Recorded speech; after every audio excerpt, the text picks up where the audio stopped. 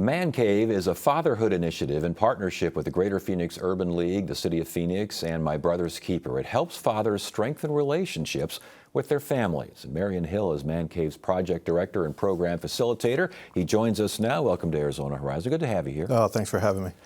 Give me a better definition of Man Cave. Man Cave. Men all need to be caring, actively engaged, vested, and encouraged. If I were to meet you in an elevator, I would say it's about changing the lives of families and children through father engagement. Through father engagement. Okay. So basically, this is helping kids get that male role model and get it pretty young. I mean, so the kids can grow and develop. True? Right. The most important time, that 0 to 5 yes. Age frame. You know, I was just looking at some things this morning. Back in the 1960s, about 10% of families, less than 10%, grew up in families where there were single parent homes.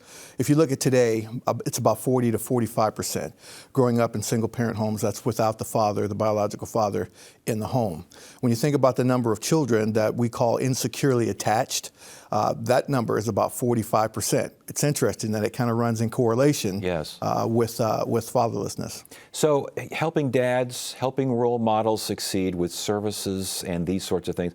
What do you do? How do you help these folks? So we really want to accomplish three things. We want to improve the parenting skills. So that's the biggest one, is helping fathers understand paternal nurturance, what paternal nurturance is, and the gifts that paternal nurturance brings to the child, as well as understanding maternal nurturance, because both what mom brings, what dads bring are different in nature, but they work to create what we call a fully socially, emotionally, cognitively developed child.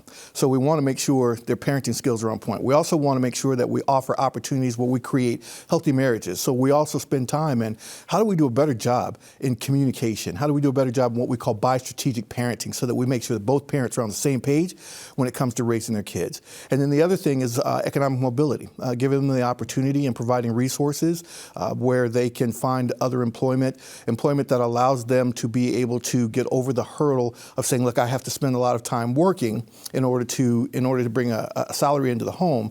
If we can find something better where you're making more money, right. thereby allowing you to spend more time right. at home. And I notice as well, you have positive discipline tools. That's one of the goals here. Positive discipline tools. What are we talking about? So when we talk about positive discipline, especially there's a couple of things with fathers.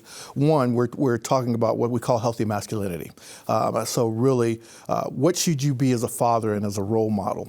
And then when we talk about discipline, we're talking about healthy ways. How do we use fun and games in order to be able to teach discipline? If you look at the way that fathers father their children and parent their children, it's very kinesthetic. It's very physical in nature. It's a lot of play. It's a lot of rumble tumble, a lot of things. That can be used to teach discipline, to teach resilience, all of those things. So we use different activities, different modalities and implements to basically teach them how to use fun in the home to teach discipline. How do you get past the media and the society that seems to show men in so many different ways? Lots of times it's negative. The kids see that as well. How do you get past all that noise? We get past the noise. I think we have a program that's called the Nurturing Fathers Program. Our Nurturing Fathers Program is a 12-week program with that 13th week being the graduation.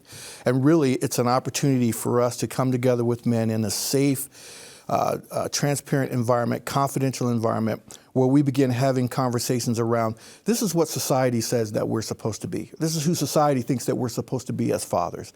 And this is who we're not. And so let's look at, number one, the roots of fathering. What was your relationship like with your father? We find a lot of men didn't have fathers in their lives or didn't have that relationship, and so then it manifests itself in their relationship and in their parenting today. So we want to be able to deal with those things. We want to talk to men about how do they nurture themselves? How do you take care of you? How do you take care of your health? How do you take care, socialization, all of those different things. We want to have conversations around that so that we begin to break down what the media says versus who you are. We want to get to the cut of who we are as men, because we want to be better men, we want to be better husbands, we want to be better fathers. And sometimes we have to cut through that whole cross-sectionality of who society says that men are or that fathers are. Okay, we got about 30 seconds left because we're running out of time. What kind of reaction you had so far? The reaction is fantastic, and the reaction doesn't come from the fathers, the reaction comes from the mothers.